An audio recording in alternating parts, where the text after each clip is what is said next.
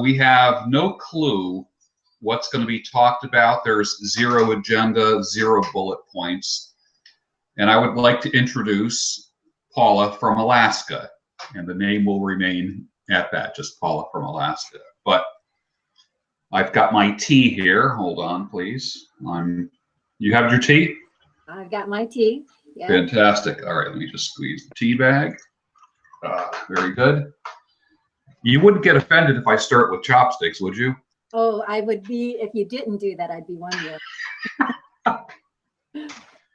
Everybody, welcome Paula from Alaska. So this is the Sultan's first attempt at interviewing people from the cozy nook.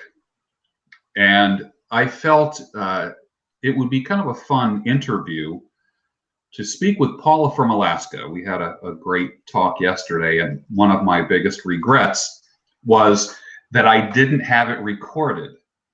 And I thought to myself, my Lord, this is too good to pass up. And not that I want to rehash everything that we did talk about yesterday, but just some refreshers about yesterday's conversation. And Paula is a friend of mine from Alaska and is maybe a couple years younger than me. So we're from the same generation, so to speak. You never reveal a woman's age. That's not something that one should ever do. And if you do, be prepared to face the consequences. That's my opinion. And we talked about, I asked you about your ethnicity. Mm-hmm. And we're just jumping right into this here. Okay. And I've always said that you don't talk how you look. When I first met you, I expected you to speak a certain way. Now, like I said, this is a rabbit hole. Some people are going to be instantly offended. Good. I'm kind of hoping, because I want to approach issues that people are afraid to talk about. You were born in Korea, mm-hmm. adopted at 2 or 3 years old, mm-hmm. brought to the United States. Mm-hmm. You spoke Korean as a baby, mm-hmm. but didn't keep up with it, and are fully Americanized. Mm-hmm. No accent, but you look like you might have an accent. And I asked you, do people ever approach you thinking that you're going to speak a certain way? Yes, it's a frequent thing, both from the Korean community. They come up to me and they say, hello, annyeonghaseyo. And I'm sure that that's like cringeworthy, the way I just said it. What does that mean? It's hello in Korean. And okay. So they make an attempt to say hello to me. And then as soon as I open my mouth and I say that, they realize that I'm not really a Korean. And so it stops them, and they ask a little, they ask, am I Korean? And then I have to say, I was born in Korea, but adopted by an American family. And that's why I don't speak Korean, because I was adopted in the mid 60s. And back then, the concept was to just immerse foreign children into the English language and basically erase anything that happened before. I think nowadays, as children are adopted from different countries, they try to retain their original ethnicity, their original language, or anything that they can. But back then, that was not the case. And so we just had an English tutor right away, and then there went all my whatever a little 3-year-old can speak Korean. My sister was 5 when she was adopted, and I've asked her if she remembers anything from the orphanage or any of the Korean language, and her memories have been erased too. So I kind of think, I have a theory, and I don't know if there's any backing to it, which is that I'm thinking that all my memories and her memories were Korean language based, in Korean concept. And as soon as we lost that language, that's where the memories went. They went by the way of the language as soon as we were erased. So because I think a 5-year-old would remember some things. I remember some things being 4 and 5. So my sister having no memory, I think the language, they were probably memories in the language at that time. So, and then I also have, people who are just general public that will come up to me and want to play guessing games as to where I come from. So that's kind of like a hobby for some people to play, name that country. Like, do people come up to you and say, China or Thailand or like something like that? Out of the blue, and they don't. Sometimes I've had it where they don't even ask me what my name is. They just say Chinese, and it's I think for the most part, I get people are curious and they just want to satisfy something that they make an assumption and they just want to satisfy it and check with me, but they kind of forget the rudimentary, like, hello, my name is, I'd like to ask you where you're from. They just blurt it out, but that doesn't, I mean, it happens occasionally, probably a little bit less so now, that we're pretty up here in Anchorage. We're we've got a lot of different ethnicities represented up here. So I don't feel it as much here. Different times in my life, I have had more of that.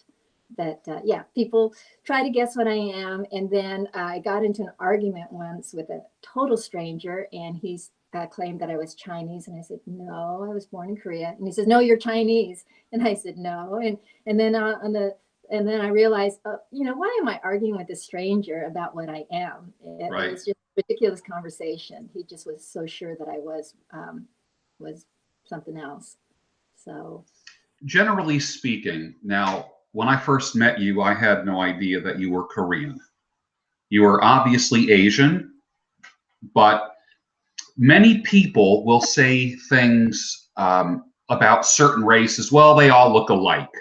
And every race has its own detractors or people that kind of paint with very large brush strokes. And I have been, at some points in my life, ethnically ambiguous. When my hair was black and my beard was black, I look completely different than what I am now. And I always have a permanent tan, and people are guessing what I am. And in the comment section of many of my videos, people are like, what is your ethnicity? Where are you from?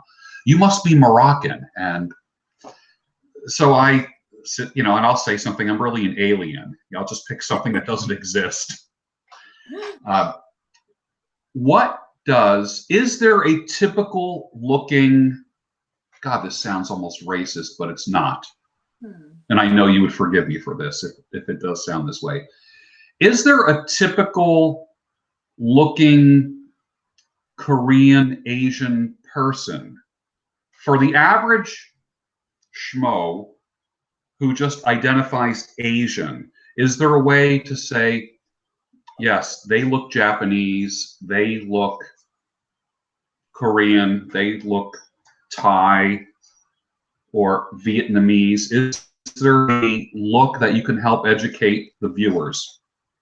Well, I probably can only say what probably is the general knowledge, and it's very stereotypical. So I'm not sure how much I can add to that. I mean, Korean people, the continent butts right up against China. So I think that's why I get mistaken for Chinese a lot, which is the whiter face and a little bit flatter, high cheekbones. Now the build I mentioned is that generally a little bit stockier, but I'm tall for a Korean. Now, I mean, I'm tall now based upon back in the mid 60s. Back then it was a very poor country, nutritionally deficit. And so a lot of people were short because of being malnourished. And so I am taller. Now that Korea's a very wealthy country, there's a lot of men that are taller than me. So I'm not unusual, but I was growing up. And then, Japanese have a more fine feature. I don't know Thai and the other, I think there is probably some generalities, but I wouldn't be able to exactly pinpoint anybody. But there is some differences, just like probably in Europe there is. You can tell English people from Italian or Swedish. Every yeah. region has a look. Hmm. Not as many regions are as melting potish as America, Yes. I should say. Yeah. Yeah. When it comes to racial stereotypes, the jokes used to be like, oh crap, like in math class, oh crap, there's an Asian, there goes the curve. Because typically my fellow Asian students would be more disciplined, and again, the broad brushstrokes here, because studying was more of a family value than, like, I can't tell you, I don't think I played sports with any Asian men. I really don't. Now that I'm looking back on it, I don't think I did.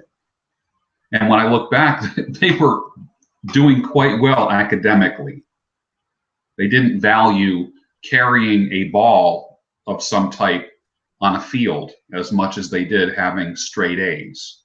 Hmm. Is that a value in Asian culture that you've observed? I don't know if you've experienced it, but something that you've observed?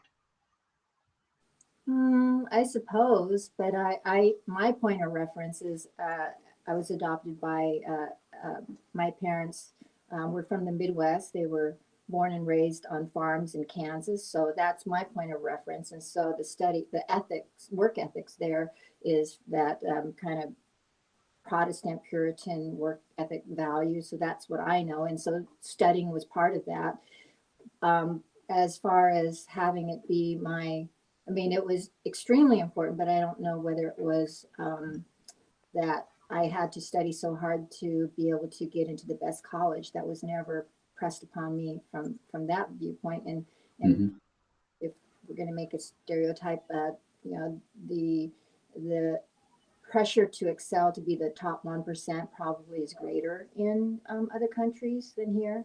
So, um, you know, I did study hard, but I think it was from the Midwestern value of, you know, you just were expected to bring home A's. And Right. but there was no expectation of what I was going to do after I graduated from high school. Whereas I think there's a lot of pressure to have a career, probably number one, like engineering or being a doctor or a very, you know, rigorous, um, educated paths after college. I mean, after high school. So um, kind of mix. I'm a Midwestern kind of gal on the inside. I Yes. mhm. And how would you describe yourself on the outside? If you're a Midwestern girl on the inside, what are you on the outside?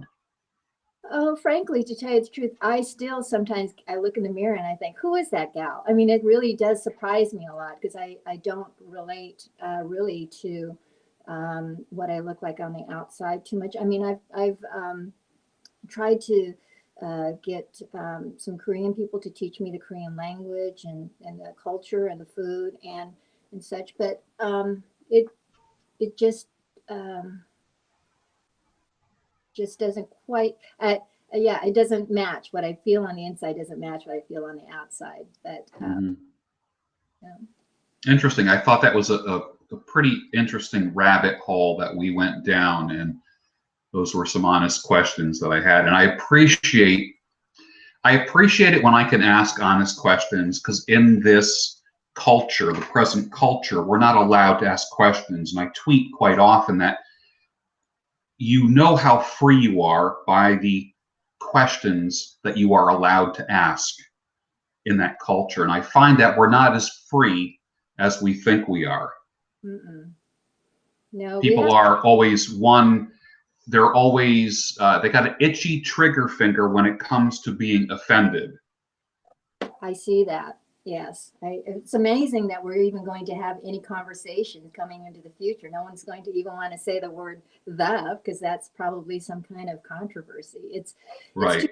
that open free thinking is getting restricted as it is. Um, and like I think a lot of I see perhaps on your channel and others, if you don't like it, you can just switch to another channel. But there's people that feel that they need to reprimand you or People want to throw a hand grenade first. yeah. Yeah. So yeah, I don't know how people that are willing to go out there with their opinions like you can do that day in and day out, knowing what's coming at you. You have to have thick skin, I would think, because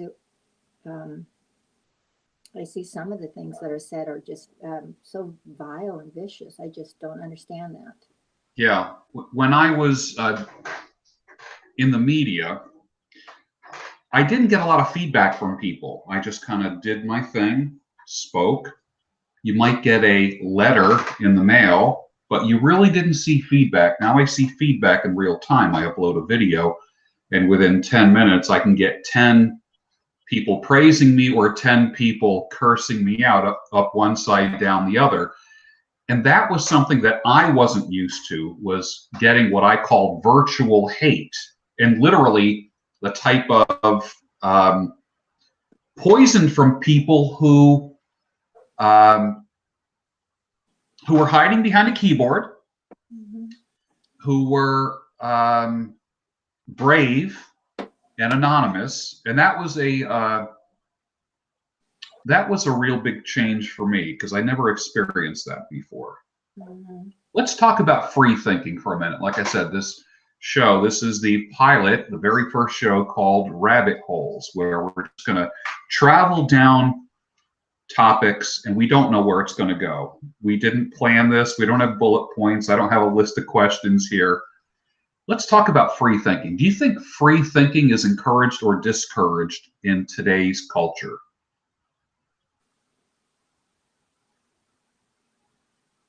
Well, I would say that probably it uh, parades as free thinking, but it's really the same old biased concepts just regurgitated. I mean, everyone I see on Twitter and that everyone's out there with their opinion, and a lot of it seems people assume that they're being unique and individual, but it seems to be just a lot of the people have just taken sides and camped out, and it's just I don't see too many people that aren't in one side or another of an issue and coming up with a truly unique perspective.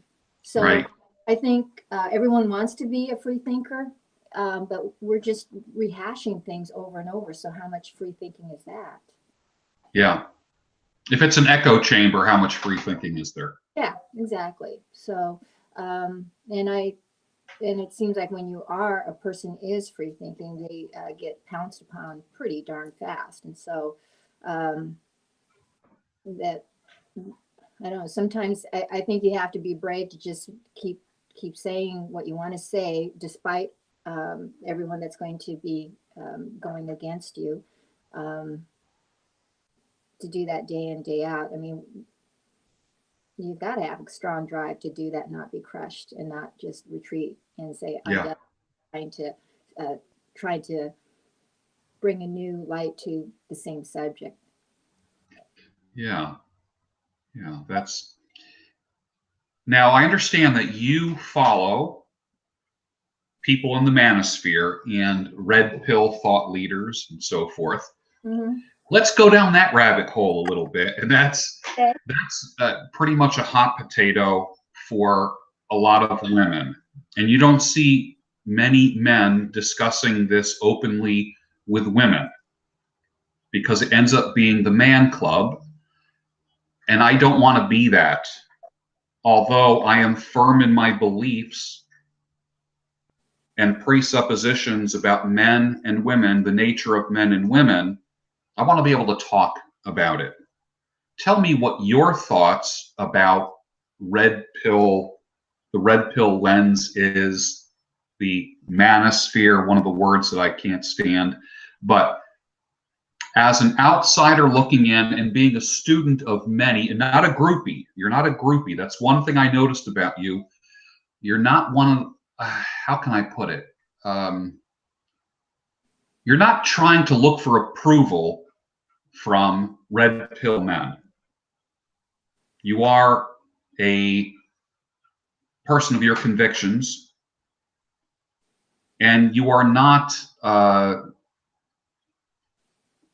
you're not looking for validation from red pill men, but you appreciate them.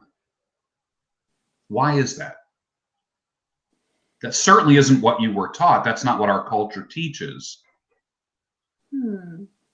Well, let's see here. I think I'll start off with saying that I stumbled upon your channel probably a couple of months ago. And how it comes up in YouTube recommendation. I don't know how the algorithm was. What was it that led me to you? And then through that, I found like Rollo Tomasi and Richard Cooper. And so this has been a couple of months, and the concept of blue pill, red pill, I like people that are just starting off had to understand what those two terms meant and some of the other terms. And why I'm interested in understanding this is I want to understand what in my relationships what worked and what didn't work, and this gives me a new concept to look at in ways I hadn't before. The blue pill personality of men. Now that it's been explained, I can see it. It's like one of those optical illusions. You stare at it long enough, and it's a bunch of fuzzy lines, and all of a sudden you see it.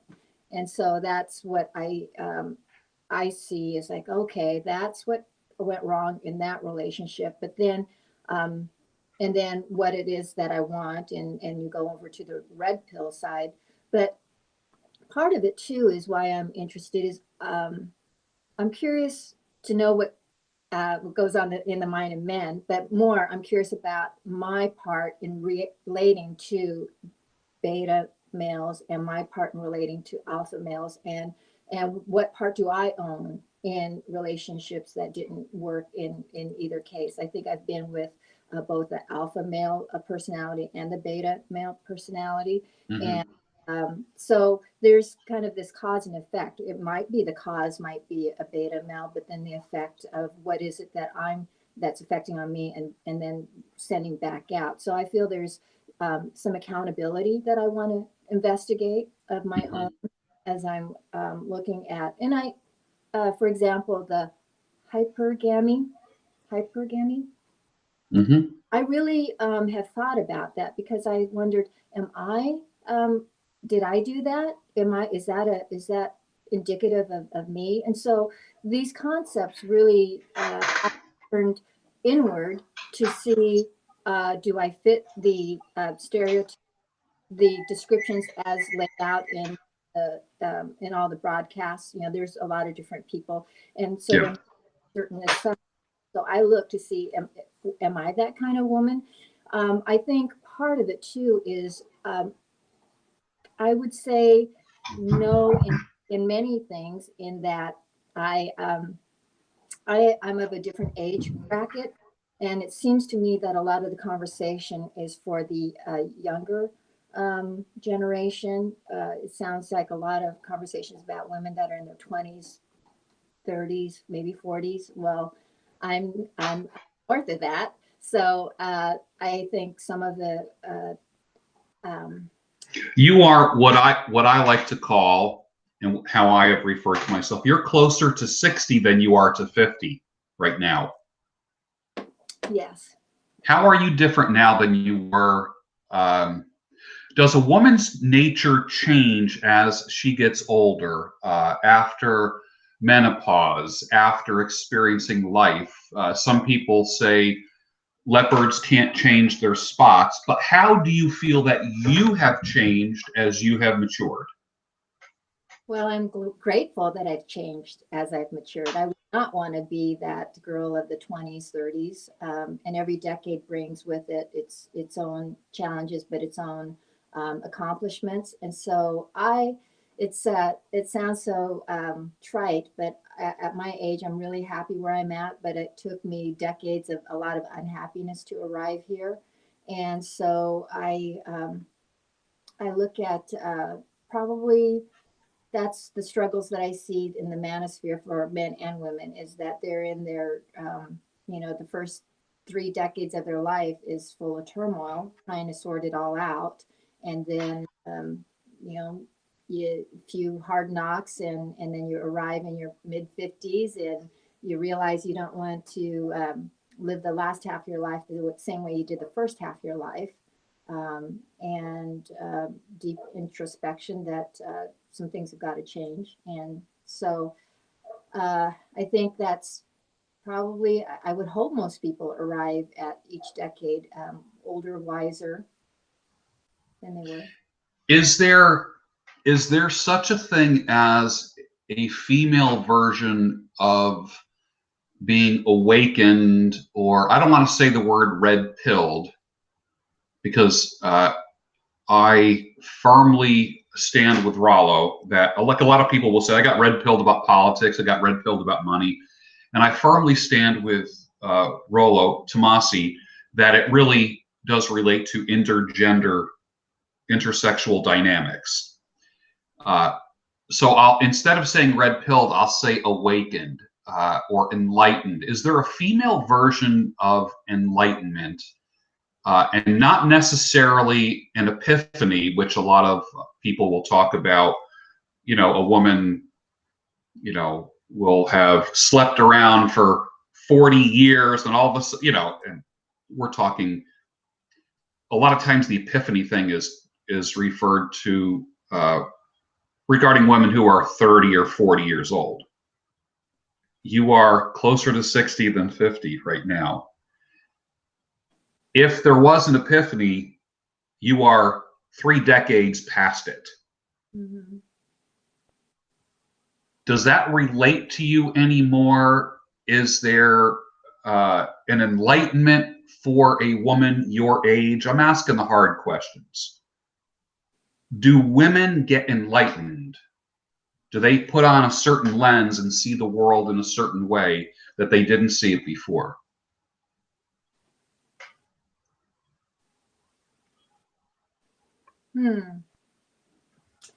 Now, so my point of reference I only have is myself and some female friends that I have.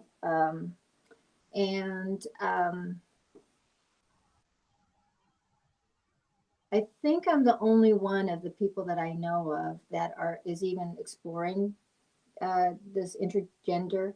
But women my age they're already set. They've been married, firmly married to their same husband or their second husband for years.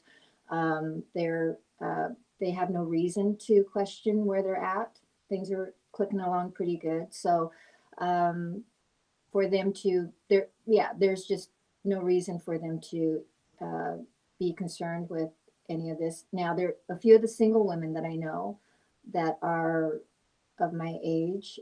Let me think about this. I think that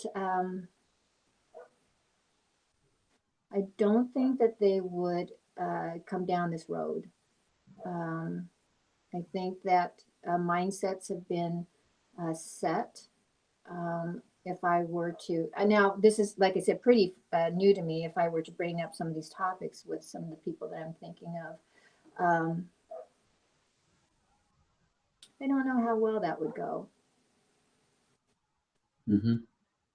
Mm-hmm. I'm not sure if I answered your question, but no, that's what I have. Okay. Let's go down this rabbit hole. You feel like your life is just beginning. You have a lot of plans for your future. You want to invent things. You want to create patents. When a lot of other people are counting down days to retirement, you seem to be gearing up for a blast off into space. It's like a countdown to for launch for launch time when everyone else our age is thinking retirement, it seems like you have no plans of slowing down. No, I think I feel like I need to make up for lost ground. I mean, as far as where I'm at in my age, I get sometimes uh, a little regretful, but then I have to shake myself off and say, there's decades ahead of me. There's you can't look at the runway behind you. Just what's important is the runway in front of you.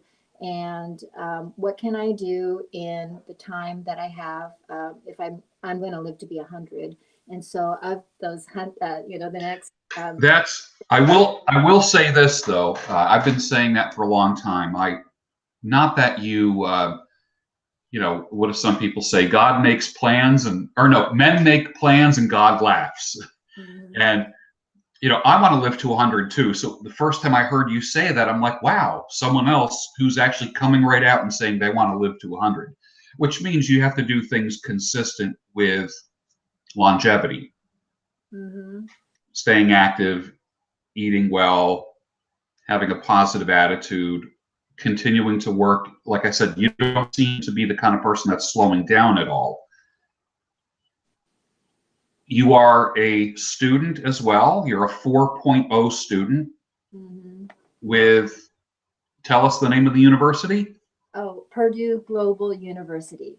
So it's an excellent program because you can go as fast as you want. It's called an Excel program, and Yeah. so um, as fast or slow as you want. The idea though is to go fast on that. Hmm. So yeah, it's a good program. And you take a course, what, every 10 weeks, 12 weeks, 15 weeks?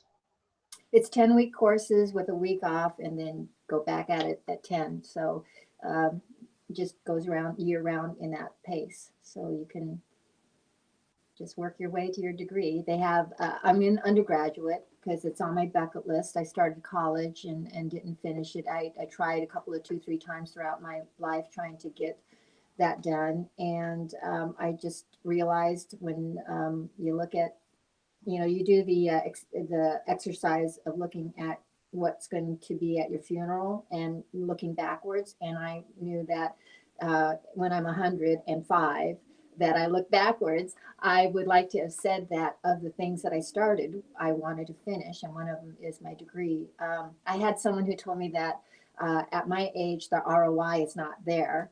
And I said, well, I'm not looking at ROI in the traditional sense. I'm looking at a source of accomplishment, that something that can never be taken away from me. So that's why I'm doing what I'm doing. I just want to be able to get that done.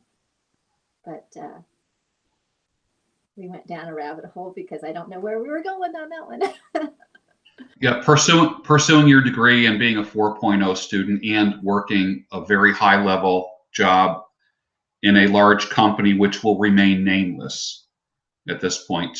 I don't want to give personally identifiable information with any people that are on the rabbit hole show. Um, so, all right. So you had mentioned something about 3D printing at one point. Tell us about that.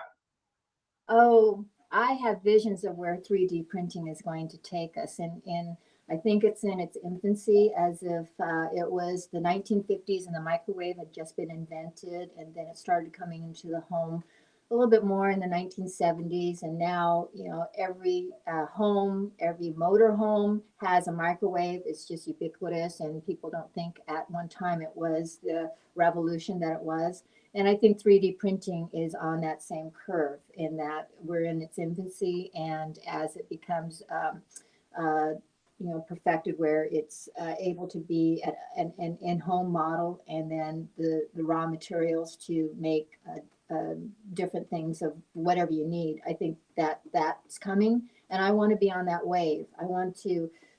There's for me, where the specialty I would like to go with 3D printing is, I would like to tackle the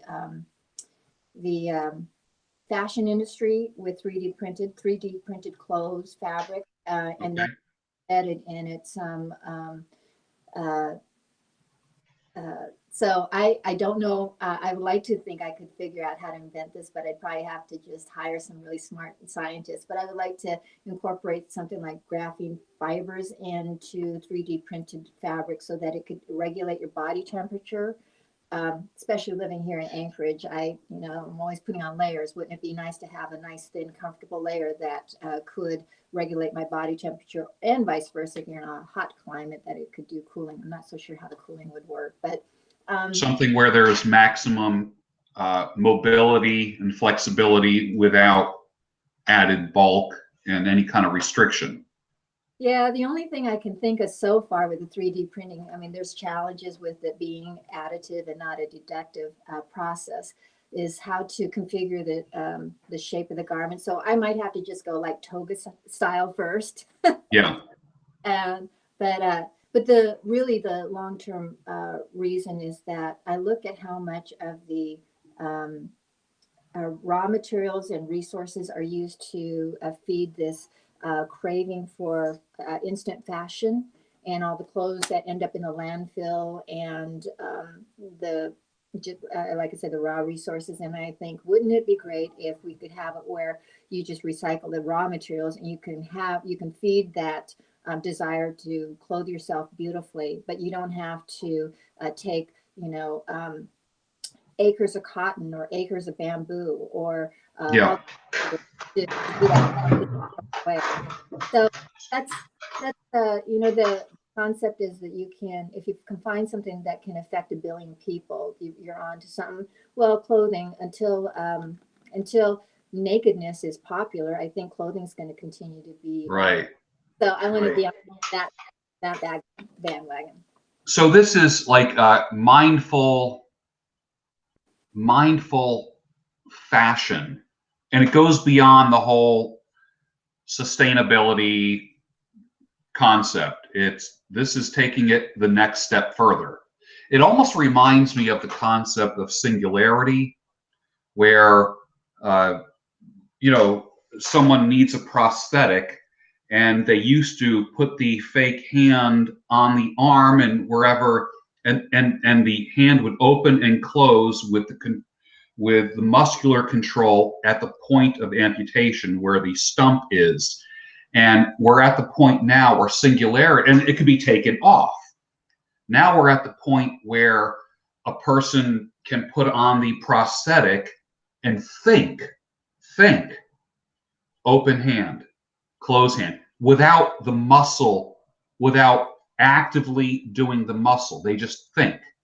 And rather than just the claw of opening and closing, it can go like this. And then the singularity concept comes in, where there's no difference between the body and the prosthetic. It's all one. So with the clothing, I see kind of a little singularity nuance there. We live in fantastic times, don't we? That technology is coming around. I think to watch it develop, I just need to make $1 million zillion so I can afford this technology when I need it. So yeah, when I need a new liver, I can just have one grown with stem cells and stick it back in. right. That's going to take money, so we'll see who gets to afford those things. Okay, that's cool.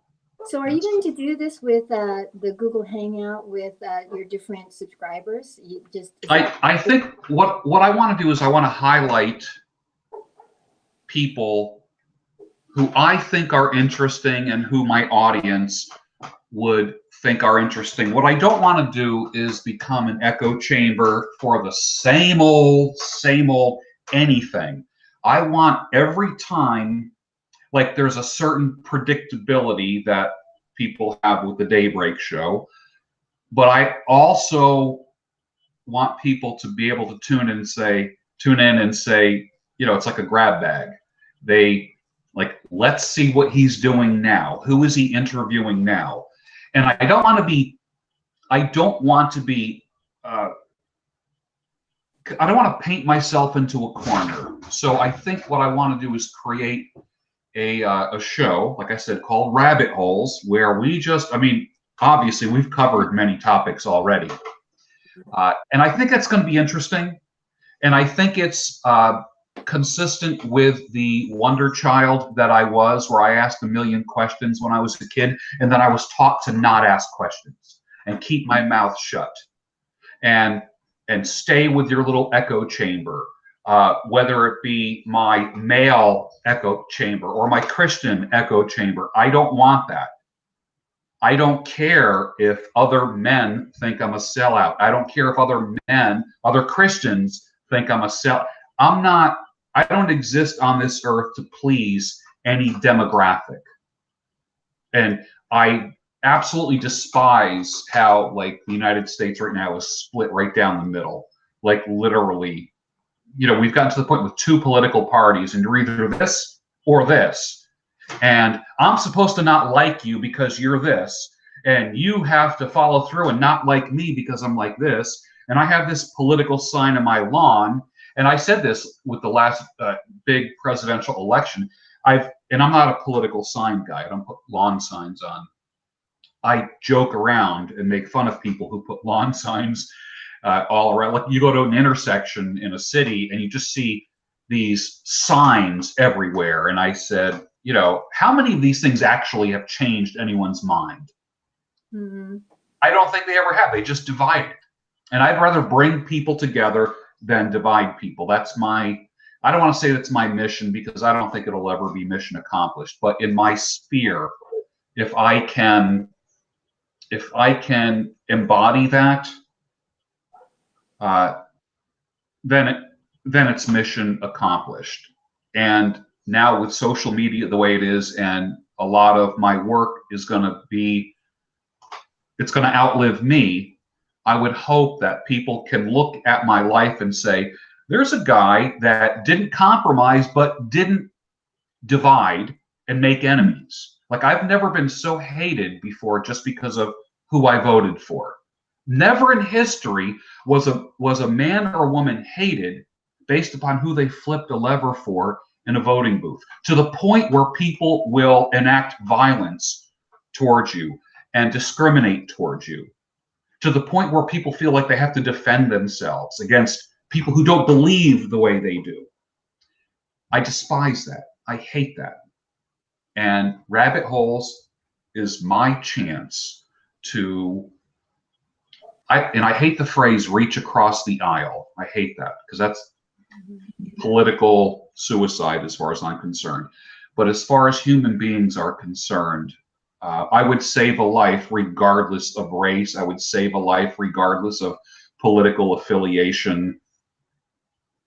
And I don't want to, find out what people believe first and then base my interest in them based upon what just came out of their mouth. Mm-hmm. I'm not interested in that kind of lifestyle. And I don't want to associate with people who do that. I truly want to live free. I want to have an open mind. Hence Rabbit Holes, where we talk about anything we want. And I thought it would be interesting to have a mature female talk about things like the red pill, talk about male-female roles and relationships, talk about future plans. Where do you see yourself in 10 years? Oh, let's see here. 10 years, I'll have my degree. I don't know whether I'll go for an advanced degree. I'll have, I would like to say I have my first patent and $1 million. I'd have a house on water. I haven't decided if that's a beach or a lake. Have my little dog at my side. Have good friends. Be excited about the next big project, because by then, in 10 years, I'll be in my mid-60s. So yeah, I've got a lot of energy ahead. So it'll be in good space in 10 years. That's. Do you feel like that you'll ever retire? As Americans currently define it.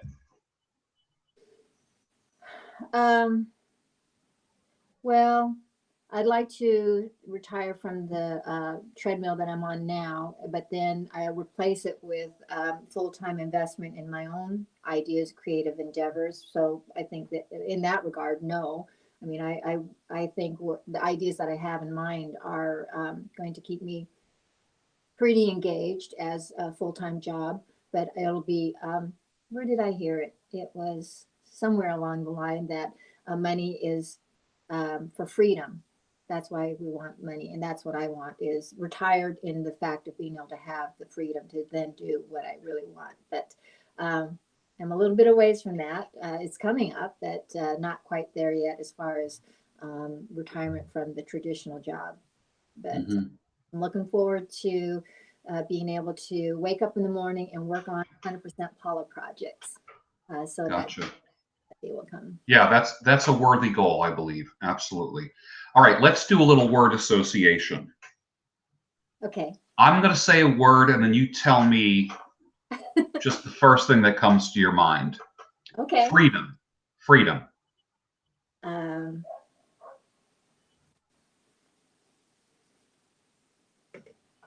the only thing that matters. Dog. My little boy Oliver. Sewing. What I'm doing this afternoon. I see something in the corner of, I see a form there with a, That's my dress form. Yeah. okay, Yeah. excellent. And I've got some stuff hidden here so you can't see what I'm working on, but it's a project. Yeah. Bicycle.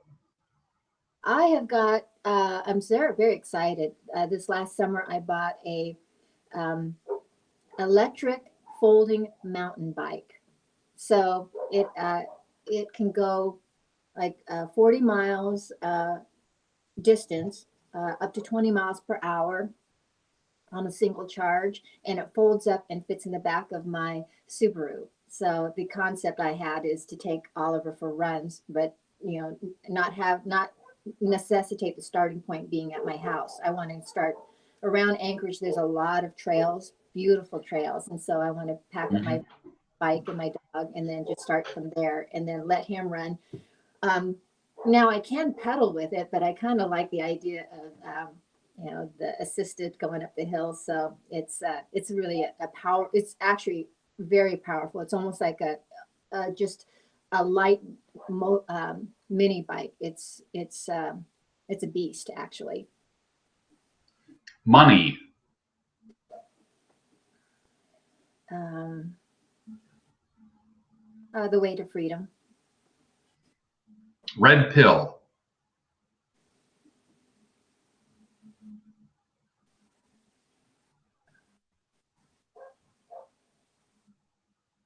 Restating what would have been not needed to be stated 50 years ago. Okay. Epiphany. Let's have lots of them. Okay. New York City. I've been there twice and I enjoyed the heck out of it. Um, it's fascinating. I always thought that the thing that kept New Yorkers, now I don't live there, but so this is just my own thought, is that what's kept New Yorkers sane is the vision of who of the person that developed Central Park, because with that many people, you need to have green space. You need to be able to connect back with nature. And if that park had not been set aside, um, I think it would have been a lot more miserable people there. But you regroup and you when you get out and it's amazing. Every tree and every pond is man-made, although it looks so natural. So, Seattle.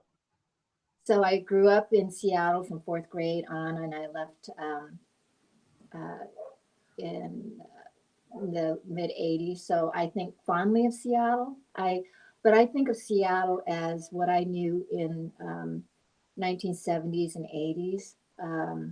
It was a big city then, but it's so much different and congested. The traffic's just so horrendous right now that um, I have been homesick for Seattle, especially the Puget Sound area. I used to walk up and down the in West Seattle. There's what's called Fauntleroy Park, um, Lincoln Park. Fauntleroy Ferry is at the park, and I miss that. But one, I can't afford to be back there. The housing prices are astronomical, and then the population is so. There's just so many people there. I would feel lost there.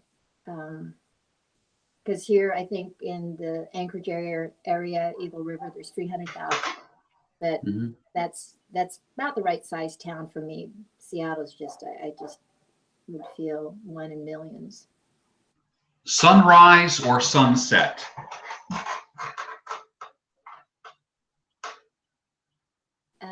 Sunset, although I do get up early now, but I think sunset because I think of usually it's the time you reflect on what's happened through the day. Okay. Pipe or cigar? Uh, I like the smell of, I don't know the difference, but it seems that the pipe aroma is much sweeter than what I smell with cigars. So that's what I'll choose, is because it's, Walking or running? uh, how about that fast shuffle in between?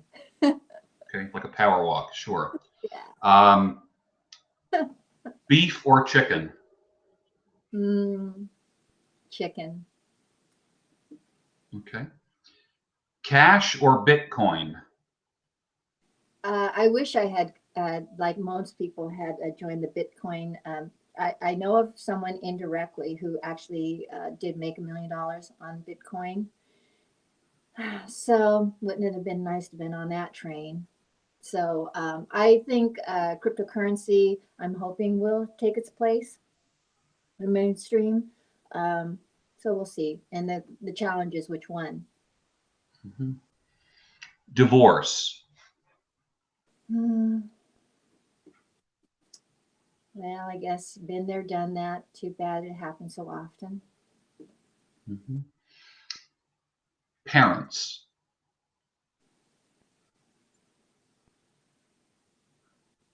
Uh, like the alpha and omega. They're the beginning of your life, and then the you're there at the end of their life. Um, Pretty complicated with parents. Mm-hmm. Mm-hmm. What do you think of facial hair on men? Of course, I'm asking that. Facial hair, I better beard. say I'm for it. So my thought is actually you did change my mind about big beards. Because when you had talked in some of your episodes about how you didn't get women's attention with a very long beard, and the day that you shaved it, then you had 5 women clamoring to buy your drinks. Um, I was probably I admit I probably wouldn't have looked past a very long beard myself, but then um, you helped me realize that yes, there is a man underneath the beard.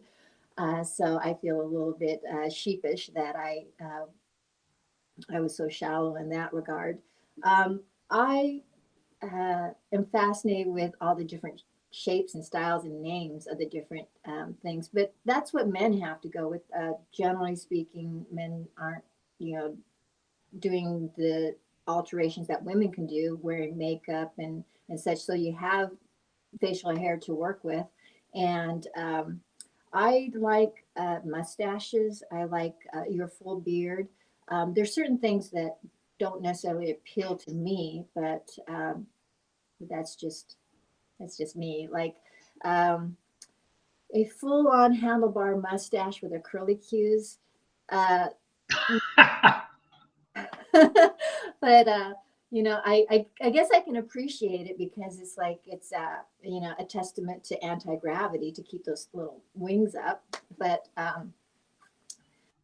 yeah, so that's maybe one style that doesn't quite float my boat.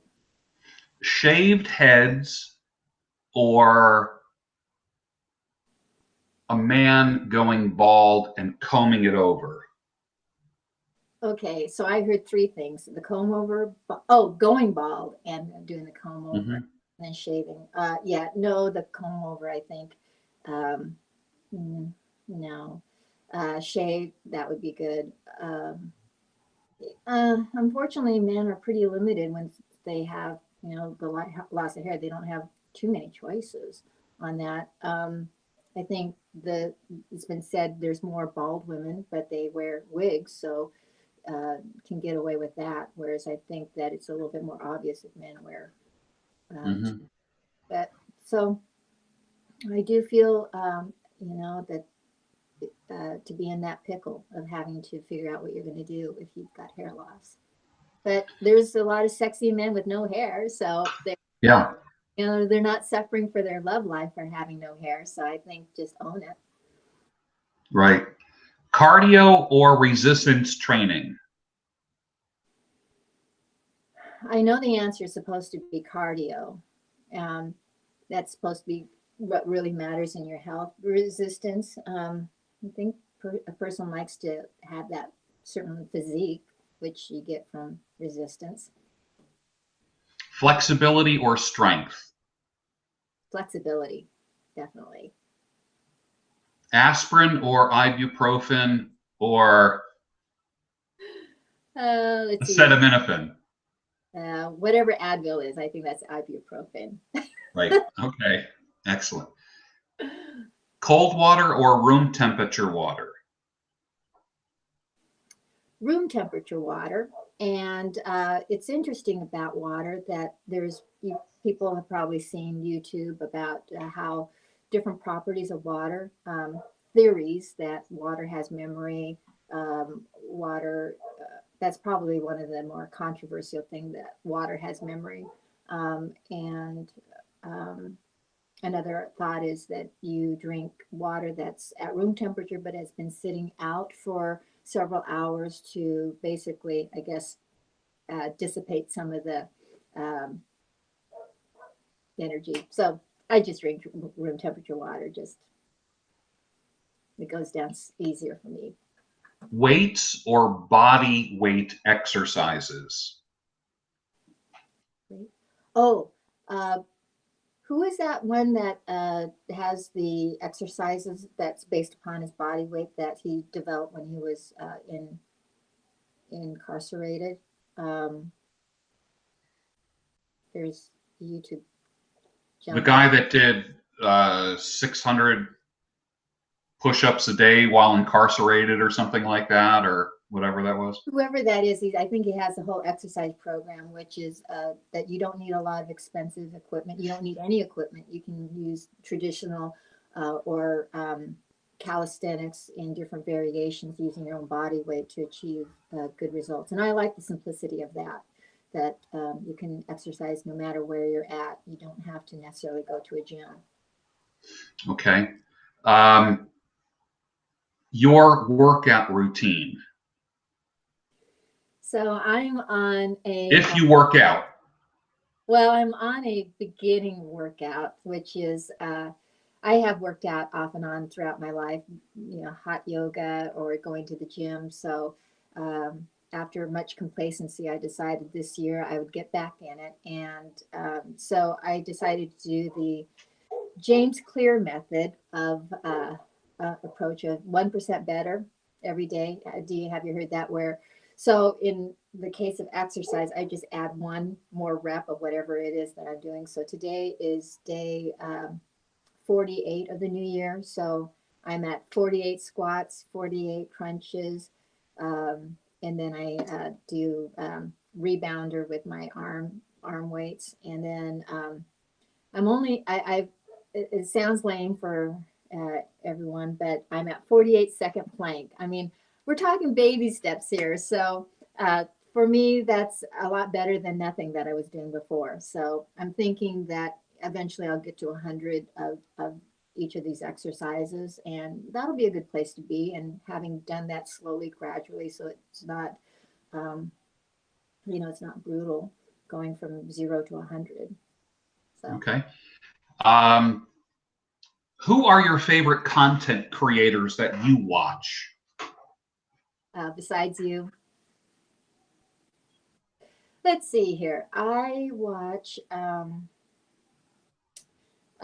Scott Adams, his Periscopes. I try to catch those most mornings that I can because I like that he is an original thinker. I mean, you can't pigeonhole him. When you think you do, he comes up with something that's radically different. So I think he's educated a lot of people with new ways of looking at some of the topics of the day. You know, politics. He's into global warming controversy. So I watch him. Who else do I look at? I look at well, I look at things on how to memorize and study more efficiently. So, and I do like Khan Academy. They've got all that free education out there. Um, just all over the map. Dan Pena. Yes, I see him. He's he's intense. I understand what he's trying to do, and he's not for everyone. He's like take a sledgehammer to a penny nail, but he does that to make a point, obviously. Um, Hmm. but the idea is that he wants people to own their decisions, be brave enough to make the decisions, and we all and not succumb to fear. That's what I hear is that Yeah. be fearful. You're going to be fearful, but just do it anyways. That's just his methodology of trying to get that message across, is what I hear. Favorite Manosphere personalities? Hmm. Well, I don't know them all, but I would say Rollo for his intellectual discourse. He does the research. He's like a walking master's thesis all the time. Uh, uh, I feel like he gives true data. Um, and then I like Richard Cooper because of his. Um, he seems very stoic in his approach, and I appreciate that.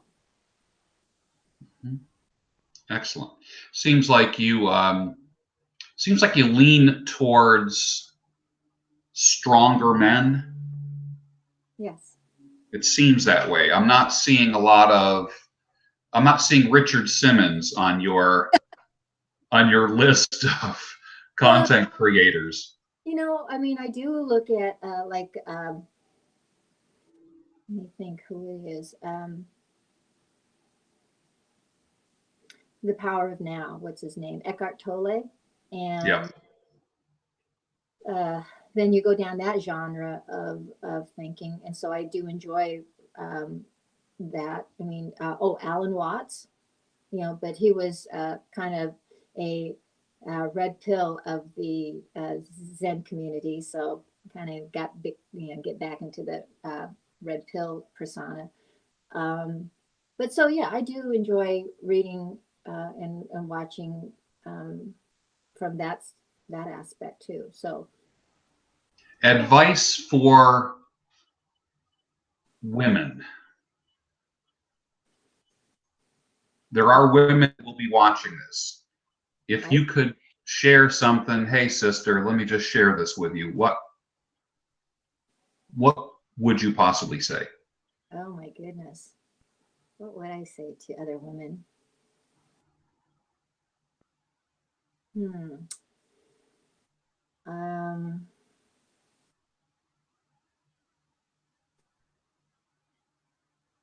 that's a tough one, George. I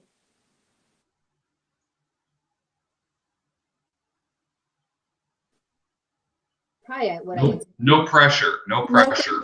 I would say that that things will work out. I think there's a lot of anxiety and worry, men and women, but this worry about trying to control the outcome all the time. And if you can relax and just have believe that things will work out in your best and not to feel like you have to control every detail, and relax and enjoy the journey a little bit more. So that would be for women, but anybody actually. Advice to men. If you were going to speak to men in general, what would you say? Well, I wonder if I'd be talking to like uh, men in general. Uh, Not all women are the same. Take us individually. Okay. Okay. Mm. And finally, last question. How can you be the best version of yourself? That's a recurring theme. How would Paula from Alaska be the best version of herself? Uh, And what does that mean to you? I believe that it starts with the discipline, like this being more stoic in a way of being committed to a routine, because the things that I want to do require time, and I do procrastinate, and I do waste a lot of time looking at YouTube and Twitter, and when I could be studying, or I could be working on uh, my patents and research and such. So to have the discipline to be able to discipline in the morning, knock out my exercise, maybe an hour that I work on studying, an hour on my long-term dreams, go to work, come home. You know, I have to take care of Oliver, but the uh, the best version of me is a disciplined me. Okay. And I lied about that being the last question because I thought of something else. I think one of the things, one of my earliest exposures to you was about the concept of you responding to the concept of relationship fasting. Mm. What do you agree with it? Do you agree with certain principles? Does it appeal to you? Does it not appeal to you? Does it intrigue you? Uh, is there validity in the concept of relationship fasting? Just talk about it for a minute. Well, for me, I would like the idea of, suppose something like this is, um, Monday through Friday. I think you mentioned it, but Monday through Friday, each person is engaged in each other, your individual endeavors, 100% focus, because it takes that to really achieve the things that I think that you may want to, what I want to, and then weekends, or any 2 days, 2 or 3 days, and then coming together and just celebrating being together and sharing all the accomplishments that you achieved the previous days. I mean, having something fresh to bring to each get together.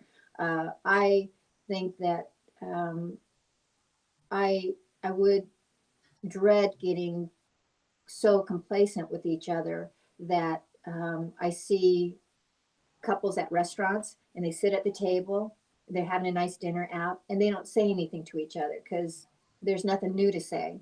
And that's not what I want. And so, in the relationship fasting, or the intermittent joining, that you're bringing in outside world experiences back into the relationship, and you're feeding each other new ideas, and you have this the curiosity flame is stoked. And so that's what I would like to see is time together and time apart. I certainly would not want to be joined at the hip. I know people that really truly enjoy being together 24/7, and that works for them. For me, I need to have that quiet time in which that's where my ideas develop. I mean, there's times when if you have a synergy with somebody and you create new ideas and it's exciting, but then a lot of times you have to just, for me, I just have to be by myself and just let the ideas just kind of percolate in some way. It's unexplained how ideas just pop in, but they pop in when I'm quiet. And so I think maybe a lot of people might be that way. But if you never get that quiet, if you're constantly in a overstimulated environment, then you lose out on being able to access some of that creativity. And creativity is I have to be, I have to create. If I couldn't, it would be I mean, like a straitjacket to me. Excellent. It's been great spending some time with you, Paula from Alaska. The first episode of Rabbit Holes, conversations with random people that I believe would benefit all of the subscribers and viewers in the future. Thank you, Paula from Alaska. Thank you. It's been fun. Thank you for asking me. It's been really a lot of pleasure. Excellent. Thank you, Paula. Bye-bye.